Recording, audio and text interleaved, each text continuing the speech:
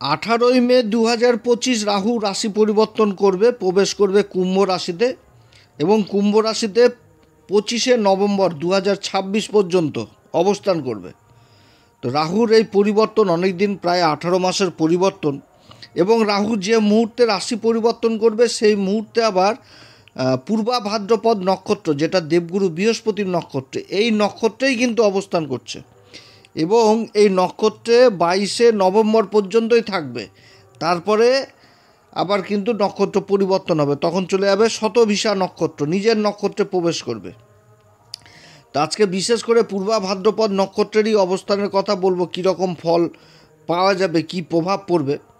তো মেষ রাশি সম্পর্কে আজকে বিশেষভাবে তুলে ধরবো। তো মেষ রাশি কী ফল পেতে যাচ্ছে রাহুর এই পরিবর্তনে, কোন দিক থেকে লাভ আসছে, কোন দিক থেকে বিশেষ সাবধান, আবার এমন কোন উপাচার করলে এই সময়কালে বিশেষ ভালো ফল পাওয়া যাবে, সেটাও তুলে ধরব। রাহু হচ্ছে একটি ছায়া গ্রহ। রাহুর বিশেষ প্রভাব রয়েছে আমাদের মানব সমাজে। রাহুকে বলা হয় শনিবধ রাহু, শনির সমান ফল দেয় রাহু। পাপ গ্রহের শ্রেণীতে সবার উঁচুতে, সবার প্রথম হচ্ছে রাহু, তারপরে অন্যান্য গ্রহ। তো রাহু এই মেষ রাশির ক্ষেত্রে, যেটা কুম্ভ রাশি, একাদশ ঘর, লাভের ঘর, এই ঘরে অবস্থান করবে হচ্ছে রাহু। অর্থাৎ যে ত্রিকোণটা তৈরি হচ্ছে রাহুর এই অবস্থানে, সেই ত্রিকোণটা হচ্ছে কি কাম ত্রিকোণ। কাম কথার অর্থ হচ্ছে মনের ইচ্ছা বাসনা। তাহলে মনের ইচ্ছা বাসনা পূরণ করবে রাহু ইনকামের ঘরে। টাকা পয়সা ইনকাম, অর্থকরী ইনকাম না হলে তো সেই ইচ্ছাগুলো পূরণ হয় না।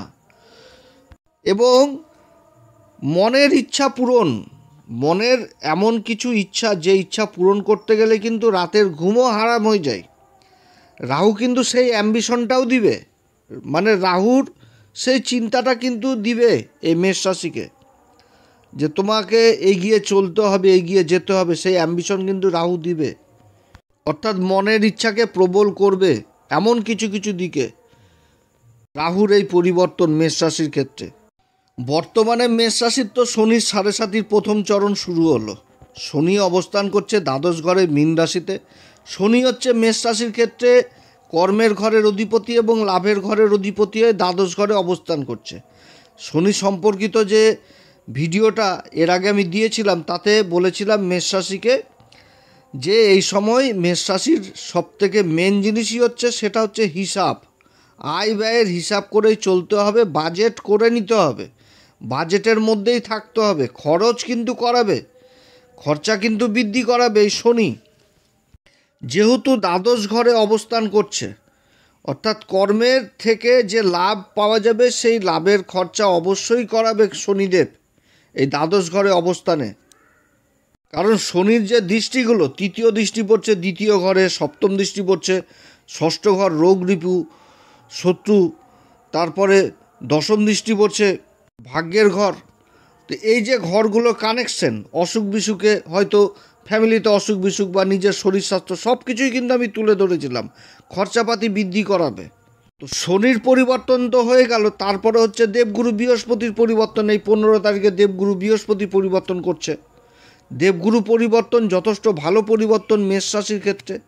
দেবগুরু বিশ্বরাশি থেকে বেরিয়ে একদম তৃতীয় ঘরে অবস্থান করছে।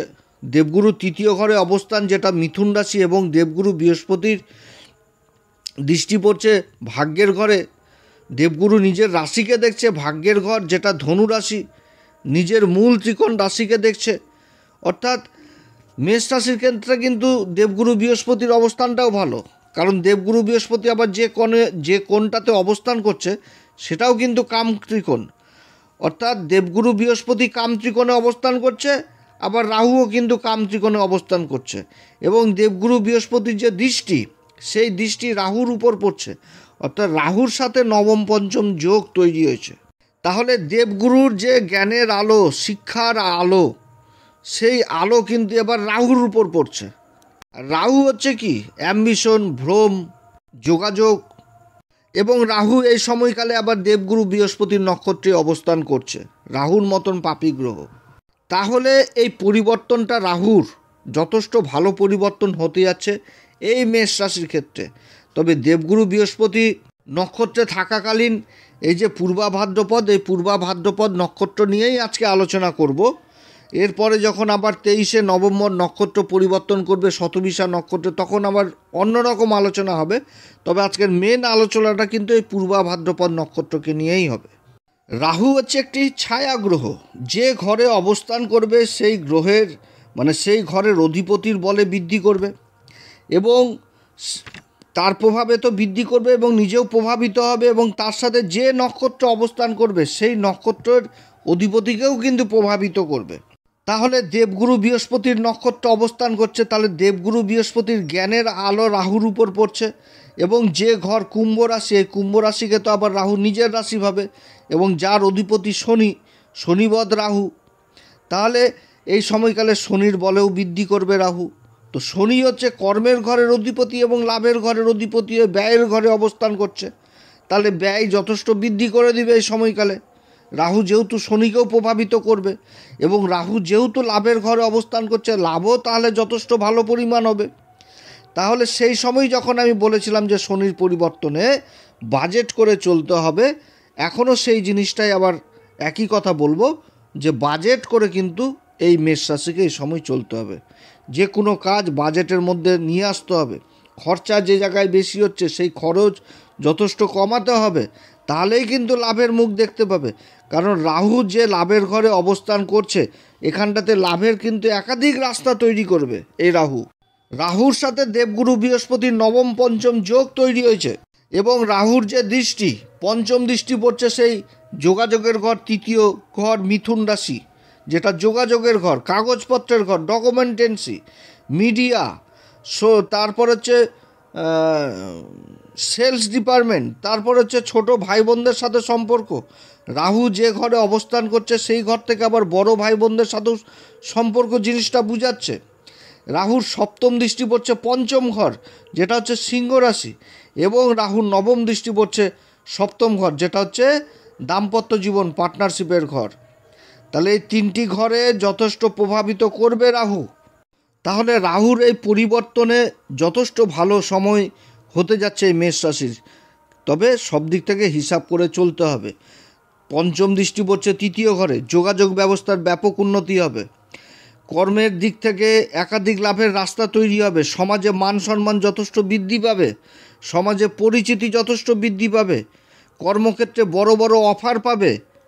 এই সময়কালে কর্মক্ষেত্রে কোনো একটা চুক্তি হওয়ারও প্রবল সম্ভাবনা থাকছে, কারণ দেবগুরু বৃহস্পতি জ্ঞানের কারক ওই তৃতীয় ঘরে অবস্থান করছে, ডকুমেন্টেন্সির ঘরে। যারা মিডিয়াতে যুক্ত রয়েছেন, যারা সেলসের কাজে যুক্ত রয়েছেন, কথাবাচক হিসাবে কাজ করছেন, তাদের জন্য যথেষ্ট ভালো সময় হতে যাচ্ছে। এই সমস্ত কাজের চেষ্টা যারা করছেন তাদের কর্মলাভও হবে। এবং দেবগুরু বৃহস্পতি এই সময় নিজের ঘরকে দেখছে, যেটা ধনু রাশি, এখান থেকে পৈতৃক সম্পত্তি বিচার করা হয়। আর তার উপর দেবগুরু বৃহস্পতির নক্ষত্রে রাহু অবস্থান করছে লাভের ঘরে, এবং দেবগুরু বৃহস্পতির সাথে নবম পঞ্চম যোগ তৈরি হচ্ছে, অর্থাৎ বাড়ির ভাই বোন কিংবা ছোটো ভাই বোনদের সাথেও এই সময়কালে জায়গা জমি সংক্রান্ত কোনো চুক্তি হওয়ারও প্রবল সম্ভাবনা থাকছে। রাহুর সপ্তম দৃষ্টি পড়ছে পঞ্চম ঘর যেটা হচ্ছে সিংহ রাশি।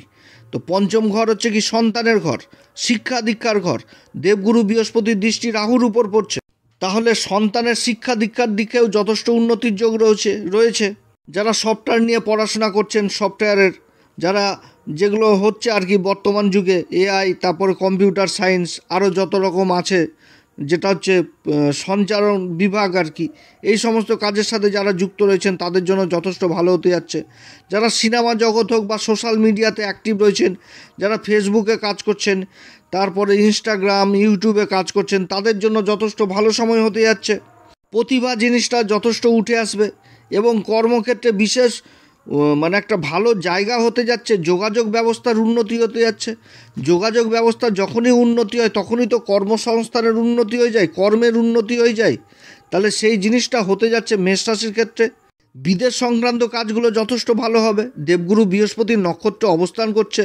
দেবগুরু বৃহস্পতি হচ্ছে মেষ রাশির ক্ষেত্রে নবম ঘরের অধিপতি এবং দ্বাদশ ঘরের অধিপতি হয়ে যোগাযোগের ঘরে অবস্থান করছে। বিদেশ সংক্রান্ত কাজগুলো যথেষ্ট ভালো হবে। যারা বিদেশে যাওয়ার চেষ্টা করছেন তাদের জন্য যথেষ্ট ভালো হবে। নবম ঘর থেকে উচ্চশিক্ষা জিনিসটাকে বোঝাচ্ছে। রাহু হচ্ছে কি অ্যাম্বিশন, যথেষ্ট অ্যাম্বিশন দেবে এগিয়ে চলার জন্য। অর্থাৎ যারা উচ্চশিক্ষার সাথে জড়িত, কোনো রিসার্চ জাতীয় বিদ্যার সাথে জড়িত এই সমস্ত ছাত্রছাত্রীর মেষ রাশির তাদের জন্য বিশেষ উন্নতির যোগ রয়েছে। কর্মক্ষেত্রে বিশেষ উন্নতির যোগ রয়েছে। কর্মসূত্রে বিদেশ যাত্রা হওয়ার প্রবল সম্ভাবনা এই সময় থাকছে। এই দেবগুরু বৃহস্পতির পূর্বা ভাদ্রপদ নক্ষত্রে অবস্থানগত রাহুর লাভের ঘরে অবস্থানের ফলে কর্মক্ষেত্রে বিভিন্ন রকম লাভের রাস্তা তৈরি হবে এই সময়কালে মেষ রাশির। রাহুর নবম দৃষ্টি পড়ছে সপ্তম ঘরে, যেটা হচ্ছে তুলা রাশি। তো সপ্তম ঘর পার্টনারশিপের ঘর, এই জায়গাটাতে একটু সাবধান। যারা দাম্পত্য জীবনে রয়েছেন, বিবাহিত জীবন পালন করছেন, তাদের এই জায়গাটাতে যথেষ্ট সাবধানে থাকতে হবে। এটাই হচ্ছে সবথেকে কোমল জায়গা। একে অপরের বিপরীত কিন্তু পরিস্থিতি তৈরি করাবে রাহু, কারণ রাহু হচ্ছে কি ভ্রমের কারক। ভ্রম জিনিসটা যথেষ্ট বৃদ্ধি করাবে এবং সপ্তম ঘরে তার দৃষ্টি পড়ছে। পার্টনারশিপের মধ্যে গণ্ডগোল অশান্তি হওয়ার প্রবল সম্ভাবনা থাকবে। অতএব দাম্পত্য জীবনে যথেষ্ট সাবধান। একে অপরের সবসময় নিকটেই থাকা যথেষ্ট ভালো। পরস্পরকে সম্মান করাই যথেষ্ট ভালো হবে এই সময়কালে। তবে যারা পার্টনারশিপে ব্যবসা বাণিজ্য করছেন, তাদের একাধিক উপায়ে লাভের রাস্তা তৈরি হবে, কিংবা তাদের মধ্যেও কোনো একটা নতুন চুক্তি হওয়ার প্রবল সম্ভাবনা থাকছে। যারা ইম্পোর্ট এক্সপোর্টের কাজের সাথে জড়িত রয়েছেন, তাদের জন্য যথেষ্ট এই সময়কাল ভালো হতে যাচ্ছে। তবে রাহু একাধিক লাভের রাস্তা তৈরি করছে, এটা ঠিক মেষ রাশির ক্ষেত্রে এই পূর্বা ভাদ্রপদে যতদিন পর্যন্ত থাকবে। কিন্তু এই মেষ রাশিকে যথেষ্ট হিসাব মেনটেন করেই চলতে হবে। এটা আমি সর্বশেষ কথা বলবো, কারণ শনির সমান ফল দিবে রাহু। তো রাহু কিন্তু শনির বলে যথেষ্ট বৃদ্ধি করবে, কারণ রাহু শনির রাশিতেই অবস্থান করছে, এই কুম্ভ রাশিতে। আর কুম্ভ রাশির অধিপতি শনি ব্যয়ের ঘরে অবস্থান করছে, অর্থাৎ কর্মক্ষেত্রে কিন্তু ইনভেস্ট জিনিসটা বুঝাচ্ছে, খরচাপাতি জিনিসটা কিন্তু বুঝাচ্ছে। শনি হচ্ছে কর্মের ঘরের অধিপতি এবং লাভের ঘরের অধিপতি হয়ে দ্বাদশ ঘরে অবস্থান করছে, অর্থাৎ খরচাপাতি কিন্তু যথেষ্ট বৃদ্ধি হবে, যার জন্য যে কোনো ক্ষেত্রে বাজেট অবশ্যই করতে হবে এই মেষ রাশিকে। এবং যে কোনো কাজ করতে গেলে এই সময়কালে কাগজপত্র অবশ্যই মেনটেন করতে হবে। যেখানটাতে চুক্তির প্রয়োজন রয়েছে সেখানটাতে অবশ্যই চুক্তি করবে। এই সময়কালে কারোর দায়িত্ব কিন্তু নেওয়া যাবে না, কারণ দেবগুরু বৃহস্পতি আবার মৃগশিরা নক্ষত্রে অবস্থান করছে। মৃগশিরা নক্ষত্র সম্পর্কে বহু কিছু আলোচনা করেছি। বিশ্বাসঘাতকতা হওয়ার সম্ভাবনা থাকে। দেবগুরু বৃহস্পতি এই রাশির অধিপতি, এই মেষ রাশির অধিপতি মঙ্গলের নক্ষত্রেই অবস্থান করছে, আর দেবগুরু বৃহস্পতির নক্ষত্রে রাহু অবস্থান করছে এবং দেবগুরু বৃহস্পতির রাশিতে শনি অবস্থান করছে। অতএব কর্মক্ষেত্রে বিশ্বাসঘাতকতা হওয়ারও প্রবল সম্ভাবনা থাকছে, যার জন্য ভেবেচিন্তে ঠান্ডা মাথায় এগোতে হবে এই সময়। কাজকর্ম যেটা করতে হবে সেটা যদি যেখানেতে লেখাপড়ির প্রয়োজন রয়েছে সেখানটাতে অবশ্যই লেখাপড়ি করতে হবে। এবং এই সময়কালে কারো কোনো রকমভাবে অথরাইজ জিনিসটা নেওয়া যাবে না, কারোর দায়িত্ব এই সময় নেওয়া যাবে না। দায়িত্ব থেকে দূরে থাকতে হবে, বিশেষ করে টাকা পয়সার ব্যাপারে, না তো এই অশান্তি কিন্তু থেকে যাবে। আর এই সময়কালে যেচে কারোর সাথে শত্রুতা জিনিসটা করা যাবে না, তাহলে কিন্তু ভবিষ্যতে আগামী দিনে কিন্তু অসুবিধায় পড়তে হবে এই মেষ রাশিকে। এবং তার সাথে মেষ রাশির সবথেকে বাজে গুণ সেটা কি, রাহুতে এখানটাতে অ্যাম্বিশন দেখাবে, একাধিক অ্যাম্বিশন দেবে, যে দিক চলো ওদিক চলো, একাধিক লাভের রাস্তা দিবে, অনেক রকম চিন্তাধারা দিবে। আর মেষ রাশির সবথেকে মাইনাস পয়েন্ট হয়ে যায় কি, হ্যাঁ ঠিক আছে করে 10-15টা কাজ নিয়ে নেবে হাতে, নিয়ে কাজ উঠাতে পারবে না, বা কোনো কাজের উপর নেগলেন্সি করে দিবে, তখন ওই কাজটা সবার লাস্টে যে মাছের কাঁটার মতন গলায় আটকে যাবে। এই দিকে যথেষ্ট খেয়াল রাখতে হবে এই সময়কালে এই মেষ রাশিকে। আর কি, যে রাহু অবস্থান করছে একাদশ ঘরে।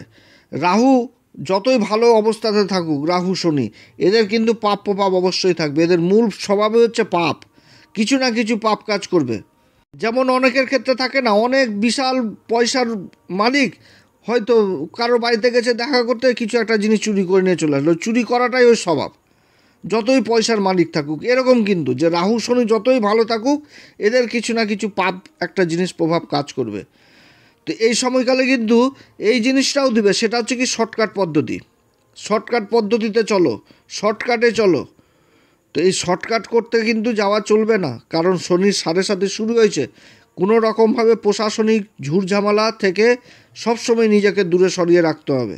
যে কোনো কাজ কারো প্ররোচনায় পড়ে অ্যাডভান্স পেমেন্ট করা যাবে না। যে কোনো কাজ করতে গেলে ধীরে সুস্থে গভীর চিন্তা ভাবনা করেই করতে হবে। রাহু যথেষ্ট ইনকামের সোর্স দিবে, শনি যথেষ্ট টাকা পয়সা খরচা করাবে, দেবগুরু বৃহস্পতি যথেষ্ট যোগাযোগও বৃদ্ধি করবে, ভাগ্যের সঙ্গ দিবে, কাজের উন্নতি দিবে, কিন্তু সমস্ত কিছু মেনটেন করে মেষ রাশিকে চলতে হবে। এটা হচ্ছে সবথেকে মূল কথা। এই সময়কালে মেষ রাশি কোন উপাচার করবে? প্রত্যেকদিন হনুমান চল্লিশা, বজরং বাণ, শ্রীরাম সীতার প্রণাম মন্ত্র সহকারে পাঠ করবে এবং প্রতি মঙ্গলবার করে বজরংবলীর দর্শন করবে এবং জটাওয়ালা নারকেল বজরংবলীর মন্দিরে দান করবে। জটাওয়ালা নারকেল দান করবে বজরংবলী মন্দিরে। এই সমস্ত করলে রাহু যথেষ্ট, মানে যাদের রাহু খারাপ থাকে, খারাপ পজিশনে রয়েছে, যথেষ্ট রাহু ভালো প্রভাব দিবে। তবে বজরং বাণের উপরে রাহুর রেমেডি আশা করি নাই। বজরং বাণ যারা পাঠ করে, রাহু এখানটাতে, মানে এটা হচ্ছে সবথেকে বড় অস্ত্র হচ্ছে বজরং বাণ। এবং তার সাথে বলবো, এই মেষ রাশির জাতক জাতিকারা যারা এখনও পর্যন্ত গুরুর দীক্ষা নেননি, অবশ্যই গুরুর দীক্ষা নেবেন। গুরু যথেষ্ট ভালো অবস্থায় রয়েছে এবং গুরুর রাশিতেই শনি অবস্থান করছে। গুরু নিজের ঘর, ভাগ্যের ঘর, যেটা মূল ত্রিকোণ ঘর, ধনু রাশিকে দেখছে এবং দেবগুরু বৃহস্পতির দৃষ্টি এই রাহুর উপর পড়ছে। রাহুর দুষ্প্রভাব কিন্তু কাটবে গুরুকে যথেষ্ট বল দিতে হবে। গুরুর যারা দীক্ষা নেননি তারা অবশ্যই গুরুর দীক্ষা নেবেন। যে মন্দিরে পূজারী, সেই মন্দিরে পূজারী, ব্রাহ্মণ পূজারী পা ছুঁয়ে আশীর্বাদ নেবেন এবং পশমের আসন দান করবেন। যে আসনটাতে বসে পূজারী পূজা করবে সেই আসন দান করবেন, যথেষ্ট ভালো ফল পাওয়া যায়। তো যাই হোক, অনেক কথা আলোচনা করলাম। যদি এই আলোচনা সত্যিই ভালো লাগে অবশ্যই সাবস্ক্রাইব করবেন, তাহলে নতুন নতুন ভিডিও আপনাদের কাছে সহজে পৌঁছে যাবে। বহু জ্যোতিষী আলোচনা করবে, আমার কথা হয়তো সবার ভালো লাগতে পারে, আবার নাও লাগতে পারে, কিন্তু আমাদের এই অ্যাস্ট্রো এস এম বাংলা চ্যানেলে আপনি নক্ষত্র নিয়ে অনেক কথা জানতে পারবেন। যার জন্য বলবো, যারা জ্যোতিষী সংক্রান্ত বিষয়কে ভালোবাসেন, গুরুত্ব দেন, অবশ্যই চ্যানেলটি সাবস্ক্রাইব করবেন। যেটা হয়তো কোনো চ্যানেলে পাচ্ছেন না, সেই চ্যানেলে, মানে সেই জিনিসটা হয়তো আমার চ্যানেলেও পেতে পারেন আগামী দিনে। তো যাই হোক, এটাই আশা রাখবো আপনারা সবাই সাবস্ক্রাইব করবেন। এবং তার সাথে বলবো, সাড়ে সাথী চলছে, মাথা ঠান্ডা করে অবশ্যই চলতে হবে, যথেষ্ট ভালো ফল পাবে। রাহু কিন্তু একাধিক লাভের রাস্তা দিচ্ছে। আপনারা সবাই ভালো থাকেন। এরপরে আবার আসবে একটি নতুন পর্ব নিয়ে। নমস্কার, ধন্যবাদ।